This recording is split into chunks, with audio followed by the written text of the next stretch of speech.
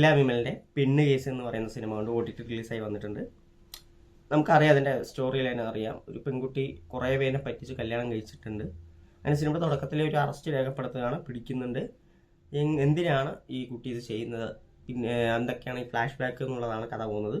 സിനിമയുടെ ആദ്യത്തെ ഒരു ടൈറ്റിൽ തൊട്ട് നമുക്കൊരു ഹ്യൂമറസ് ആയിട്ടുള്ള ഒരു സൈഡ് നമുക്ക് ഫീൽ ചെയ്യിപ്പിച്ചിട്ടതിന് ശേഷം സിനിമ പോകുന്നത് ഇത്തിരി സീരിയസ് മോഡിലോട്ടാണ്. എന്നിട്ട് രസകരമായ ക്ലൈമാക്സും കൂടെ സിനിമയ്ക്കുണ്ട്.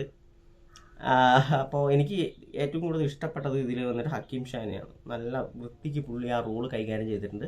സിനിമ വൈസ് നോക്കുകയാണെങ്കിൽ മൊത്തത്തിൽ എന്തൊക്കെയോ ഒരു പോരായ്മകൾ ഉടനീളം സിനിമയിൽ കാണാൻ സാധിക്കും. ഒരുതരം ഒരു ജോണർ നമുക്ക് എന്താ പറയുക, ഈ സിനിമയിൽ എന്താണ് ജോണർ എന്ന് നമുക്ക് സംശയിക്കുന്ന തരത്തിലായിരുന്നു ഈ സിനിമയുടെ തുടക്കവും പിന്നീടുള്ള കഥയും പിന്നീടുള്ള ക്ലൈമാക്സും ഒക്കെ കൂടെ.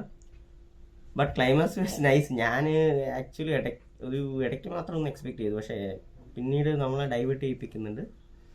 ബട്ട് വെൽ, ക്ലൈമാക്സ് അത്യാവശ്യം നന്നായിരുന്നു. കുറച്ചുകൂടെ ഈ സിനിമ മികച്ച രീതിയിലാക്കാമായിരുന്നു. നല്ലൊരു ക്ലൈമാക്സ് തന്നെയായിരുന്നു. ഹക്കീം ഷാൻ്റെ പെർഫോമൻസ് നൈസായിരുന്നു. ബട്ട് എന്തൊക്കെയോ ഒരു കുറവുകളുണ്ട് സിനിമയിൽ. ആദ്യം തൊട്ട് തന്നെ മൊത്തത്തിൽ ഒരു ആവറേജ് മൂവി ആയിട്ടാണ് എനിക്ക് പെണ്ണ് കേസ് തോന്നിയത്. കാരണം നമുക്കത് കണ്ടില്ലെങ്കിൽ നഷ്ടം തോന്നത്തില്ല, വേണമെങ്കിൽ കാണാം, അങ്ങനത്തെ ഒരു മൂവിയാണ്. പിന്നെ നിഖില വിമലിൽ എങ്ങനെ പെർഫോമൻസ് ഓറിയൻ്റ് ആയിട്ടുള്ള ഒരു മൂവി അല്ല. ഒരു സാധാരണ ഒരു ക്യാരക്ടർ, അത് അത്യാവശ്യം കുഴപ്പമില്ലാതെ ചെയ്തു.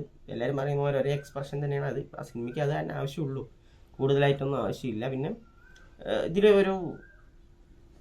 കൂടുതൽ ഡീപ്പായിട്ടൊന്നും ഓരോരുത്തരുടെ ഞാൻ വിചാരിച്ചത് കുറച്ചും കൂടെ ഹ്യൂമർ ആയിരിക്കും.